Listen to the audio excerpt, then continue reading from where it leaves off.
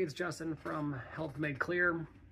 Today's episode we're doing is called Why Muscle is Medicine. If you like the video, subscribe, like, do all that stuff in the comments. So you've all heard it before, lift weights is good for you. But what if I told you that muscle is actually one of the most protective organs in your body, more predictive of your health lifespan than BMI, blood pressure, or cholesterol? That's what we're talking about today, so listen up if you're interested. Muscle is not just for movement, it's metabolically active tissue. It improves insulin sensitivity. The more muscle you have, the more places you have for glucose to go, which puts less stress on the pancreas because the cells in your body are more sensitive to insulin and they will let it in. This will help to lower your risk of getting type 2 diabetes because insulin insensitivity or insulin resistance is the main driver of diabetes, at least diabetes mellitus, like that, okay? Muscle also supports hormone regulation. It boosts testosterone, growth hormone, DHEA, which is dehydroepiandrosterone, and it also has anti-inflammatory effects, and those are myokines, and they're released during muscle contraction to reduce systemic inflammation. And just to get really nerdy, myokines are small proteins released by the skeletal muscles during contraction, especially during exercise because they're going to be contracting the most and the hardest. They act like chemical messengers communicating with organs through the body, including the brain, liver, fat cells, immune systems, etc. Some of the best known myokines are IL-6 or interleukin-6, irisin myostatin, we've all heard of that one, brain-derived neurotrophic factor, which I had never heard of, BDNF. So muscle also, when it contracts, myokines like interleukin-6 are released, they spike temporarily, and they help reduce chronic inflammation. This counters the kind of systemic, low-grade inflammation that we see linked to diseases like type 2 diabetes, heart disease, Alzheimer's, depression, different kind of cancers. Another fun fact, when interleukin-6 is released by immune cells during infection, it can promote inflammation. The IL-6 released by muscles during exercise has an anti-inflammatory effect, so the opposite of the cells when you're sick. So it's important when people talk about interleukin-6 and all of that stuff because there is a difference in the interleukin-6 when the different cells release it. So every exercise, every rep that you're doing is like sending out a little prescription, kind of nerdy, to your body. Myokines released from muscle contraction help lower systemic inflammation, the root cause of so many chronic diseases. It's kind of like a cellular therapy that you can get from fitness or exercise and just moving your body through space. Studies show that maintaining muscle mass in older adults correlates with a reduced risk of cardiovascular disease, dementia, and metabolic syndrome. So strength training can also work as a type of preventative health care. Resistance training is linked to lower rates of depression and anxiety. It improves posture, bone density, mobility, which reduces falls and injuries. It regulates blood sugar and lipid levels, which are critical for patients with diabetes and high cholesterol. So my role in the hospital, I get kind of a unique, aspect into this. A lot of my critically ill patients have poor mobility and poor movement patterns because they have been neglecting their movement. One of the most interesting things that I ever heard is that aging is the relentless pursuit of comfort, and comfort makes you weak. And I couldn't agree with that more. It does not matter what age you are, you need to move your body through space, and you need to make it so it maintains what it has, and preferably give it some more because you're going to lose it, doesn't matter who you are, as you get older. So the more muscle you have to begin with, the more you'll have towards the end of your life because you just have a lot more to lose, if that makes sense. The notion of move it or lose it definitely holds true here. It's something very important. If you're seeking comfort now, you're just going to pay for it later because everything has a due date.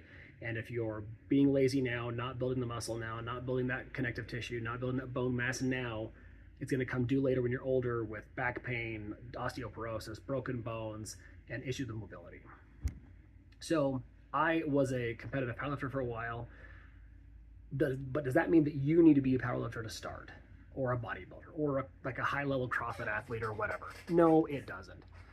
What I generally tell people when they're first starting out is to go to the gym twice a week and hit a machine that works every single body part for 2 total sets. And that's it. So go around. It might take you 20, 30 minutes. It should be really quick, but hit every single machine, or hit one machine for every single part of your body for 2 sets for 2 days a week. And then when you're not super sore and you're not super fatigued, then go a third day of the week and keep doing that. And then possibly, if things are progressing and you're doing really well, maybe add a third set to each exercise per week. Then after that, that may take between 4 and 8 weeks, depending on you. Could take a little more, could be a little less. And just an FYI, it doesn't matter if it takes more, because this is not a race. This is not anything that has to be done quickly.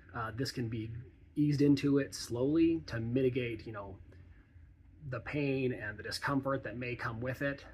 Whenever you use a muscle you haven't used for a while, it's always got delayed onset muscle soreness, or DOMS, which is that feeling they talk about in your muscles. That's okay to have. You're not going to die, but if you don't like it a lot, awesome.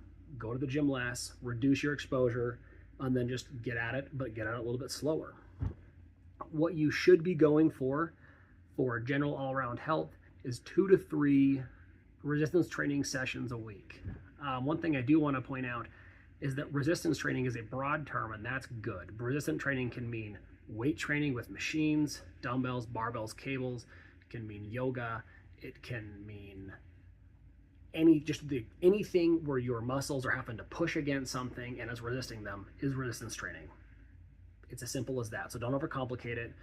If people come out to you and say, hey, weightlifting is the best, it's the only way to do it, they're biased. I'm biased. I like to weightlift, but I'm not ignorant enough to run around saying that you can't get great benefit out of yoga or something that isn't you going to the gym and throwing around a barbell. So the final advice I would give you if you're starting this is learn what your limits are and work on feeling the movement in the muscles that you're supposed to feel it in. When I was in high school, I didn't know a whole lot about anything.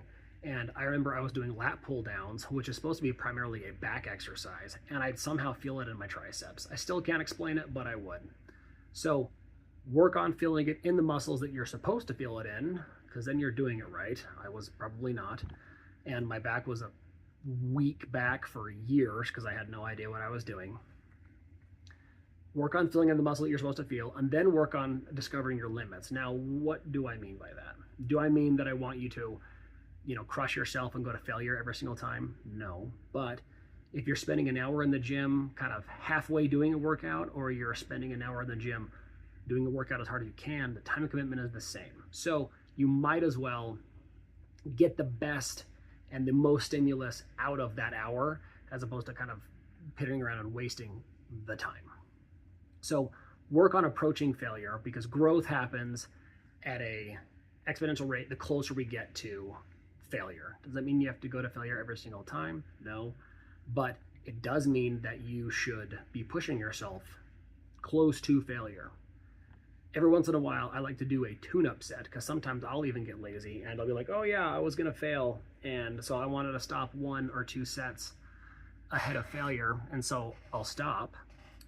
And then little did I know that I probably could have got 5, 6, 7 more reps. And so I will do a tune-up set probably once every week on something to remember what that burn feels like. And I will just go until I can't do it anymore. And every once in a while, I'm surprised by how much I underestimated what I could do. This is something especially true in new lifters, because they're not used to that. My wife, for example, we were doing leg presses. I think she had like 95 pounds on there, and she said that she only can get 12. Well, we talked about this. I had her push through it. I think she ended up hitting like 24 or 25. She doubled what she thought she could do for failure. So you probably, especially in the beginning, can do so much more than you think that you can. And you're going to be getting so much more out of it, which is good, because why would we go to the gym and waste our time? Let's optimize this thing that we do or don't like.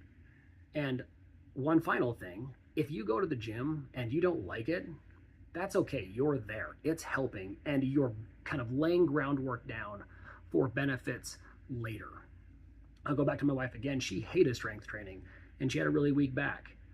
She had to have back surgery. Her surgeon told her, hey, you need to do some strength training, and she completely ignored it. And she had a whole bunch of mobility issues and back pain. finally she got on the bandwagon and she started to work out. And it wasn't quick, but over time, her back pain resolved. She noticed that picking up our son's car seat was a lot easier than it was before, and it got better. She hated going to the gym for the first couple of months, but she likes it now. And that is another reason why, if we go back to the previous segment where I talked about when you're first starting out, 2 days a week, 2 short sessions a week is just fine, because you're still going to get benefit out of it. And if you don't love it when you first start, that's cool. Power through it. You'll start to like it, or you will at least start to tolerate it. And again, there is no right way or wrong way to lift weights. Some people swear up and down on the, 1 rep maxes. Some people swear between 8 and 12. Some people only do, 15 to 30. Some people only do calisthenics. And really that's just tribalism, and it's just being in a camp. Pick which one you like to do, and then do it, and then occasionally venture into something else. I lifted powerlifting style for a long time. I still like it, but I wanted to try something different because I got kind of tired of it. And so I started doing bodybuilding, and I've incorporated some Olympic lifting in there. Not that I'm any good, but I enjoy it, and it makes me move my body through space in interesting ways, and I'm feeling stronger, and I'm enjoying what I'm doing, so it doesn't feel like a burden. And I'm laying the groundwork down for being able to move pain-free and have a lot of mobility when I'm in my 50s or my 60s or my 70s, and I'm reducing the chance of osteoporosis and age-related weakness. Thanks for listening. If you like, please subscribe. If you don't like, tell me about it in the comments. I love hate follows. I'm all about it. Have a good day.